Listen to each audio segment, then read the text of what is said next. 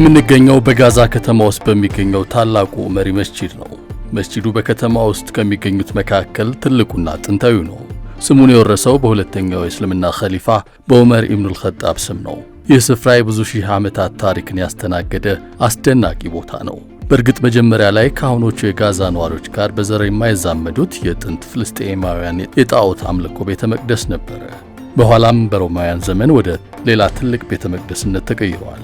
በአምስተኛው ክፍለ ዘመን አካባቢ በባይዛንታይን ዘመን ስፍራው ወደ ትልቅ ቤተ ክርስቲያንነት ተለወጠ። ወደ መስጂድነት የመጣው በ13ኛው ክፍለ ዘመን በመምሉኮች አማካኝነት ነው። ይህ መስጂድ በውስጡ የያዘው ቤተ መጻሕፍት በፍልስጤም ውስጥ በግዙፍነትና በታሪካዊነቱ ሶስተኛ ደረጃ ላይ የሚቀመጥ ነበር።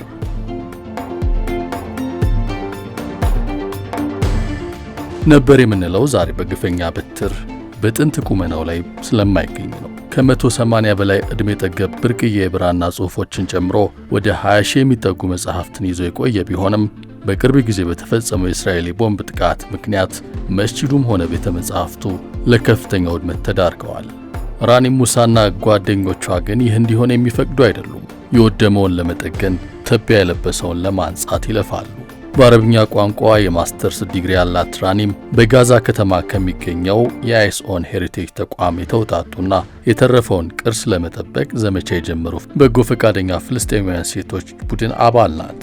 ራኒም አዋራ የወረሳቸውን ሰነዶች እያነሳች ስታጸዳ ላገኘቻቸው የሚድል ኢስት ጋዜጠኞች ቤተ መጻሕፍት ውስጥ ስንገባ በስብርባሪዎች በፍርስራሾችና መጠለያ ፍለጋ በገቡ እንስሳት እዳሪ ተሞልቶ ነበር ብላለች። እነ ራኒም ወደ ቤተ መጻሕፍቱ ሲዘልቁ ያገኙት በመቶዎች የሚቆጠሩ የተገነጣጠሉ መጻሕፍትና የተቀደዱ ወረቀቶች በድንጋይ ተሸፍነው መሬት ላይ ተበታትነው ነበር። እንደ አልኮል ያሉ ልዩ የቅርስ ጥበቃ መሳሪያዎችና ማጽጃ ቁሳቁሶች ስላልነበራቸው የተሻለ ነው ያሉትን ዘዴ መጠቀም ነበረባቸው። ደረቅ ጨርቆችን ተጠቅመው ብናኙን ማራገፍ፣ በብሩሽ መወልወልና እርጥብ የሆኑ መጻሕፍትን ደግሞ በአየር ማድረግ ጀመሩ። እነ ራኒም ይህን የሚያደርጉት እየቀጠለ ባለው የእስራኤል ከበባና ማፈናቀል መሃል ሆነው ቅርሱን ለመታደግ ነው። በጦርነት ውስጥም ቢሆን ስለ ነገ ተስፋ ያደርጋሉ። ራኒም ይህ ቤተ መጻሕፍት ፍልስጤማውያን ለቀያቸው ያላቸውን ታሪካዊ መብት የሚያጎላ ትምህርታዊና ታሪካዊ እሴት አለው ስትል ተናግራለች። ለወራት ለእርጥበት ለዝናብና ለፈንገስ በመጋለጣቸው የብራና ጽሑፎቹ በፍጥነት እየተበላሹ ነበር። ይህም ገጾቹ እንዲፈራርሱ አድርጓል ስትል አክላለች። ይህ ግረፍት ይነሳታል። አንድ ገጽ በእጄ ላይ በፈረሰ ቁጥር ልክ ለታሪክ ምስክር የሆነ አካል እየሞተ እንዳለ ይሰማኛል፣ የጥፋተኝነት ስሜቱም ያቆስለኛል ብላለች ለጋዜጠኞች።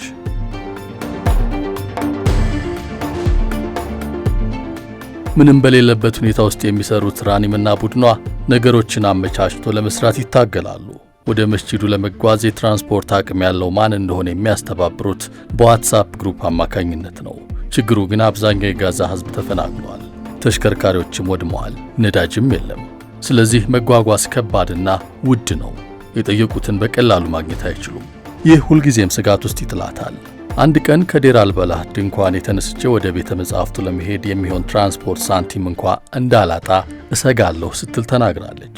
ራኒም ለቤተ መጻሕፍቱ ይህን ያክል የምትለፋው በሰሜን ጋዛ በጀበላ የሚገኘው ቤቷን የእስራኤል ኃይሎች በቦምብ አውድመውባት ጭምር ነው። የእርሷ መኖሪያ ቤት የነበረበት አካባቢ በእስራኤል ጦር እንዳይደረስበት የተከለከለ ቀጠና በመደረጉ በአሁኑ ሰዓት መሄድ እንኳ አትችልም።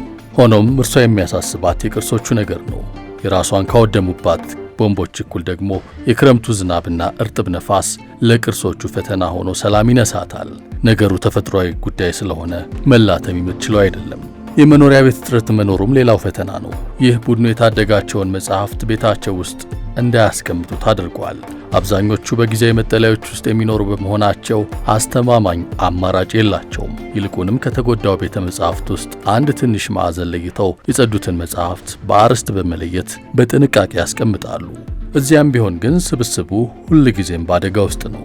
ራኒም ተስፋ የምታደርገው ይህ ስብስብ መደርደሪያዎችን ለመስራት፣ የቅርስ ጥበቃ ቁሳቁሶችን ለመግዛትና ዲጂታል ማህደር ወይም አርካይቭ ለመገንባት የሚያስችል የገንዘብ ድጋፍ ያገኛል ብላ ነው።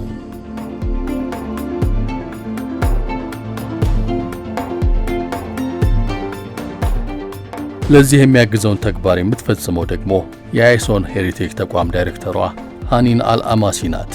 አማሲ ለበርካታ ዓለም አቀፍ ድርጅቶች የድጋፍ ጥሪ ያቀረበች ቢሆንም አብዛኞቹ እንደ ምግብና የጤና እንክብካቤ ባሉ አስቸኳይ ሰብአዊ ፍላጎቶች ላይ ብቻ ትኩረት እንደሚያደርጉ ትናገራለች። እኔ ግን ባህላዊ ቅርስም እኩል አስፈላጊ ነው ብዬ አምናለሁ ትላለች።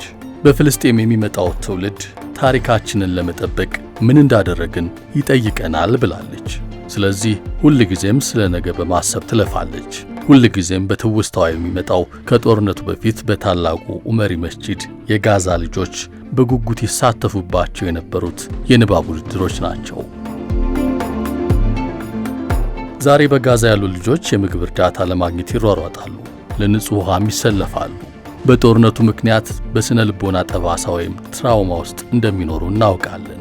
ሆኖም እነዚህን መጽሐፍት በማዳን ጦርነቱ ሲያበቃ ልጆቻችን ከሞት ዜና ውጭ የሚያነቡት ነገር እንዲኖራቸው ለማድረግ እየጣርን ነው ብላለች።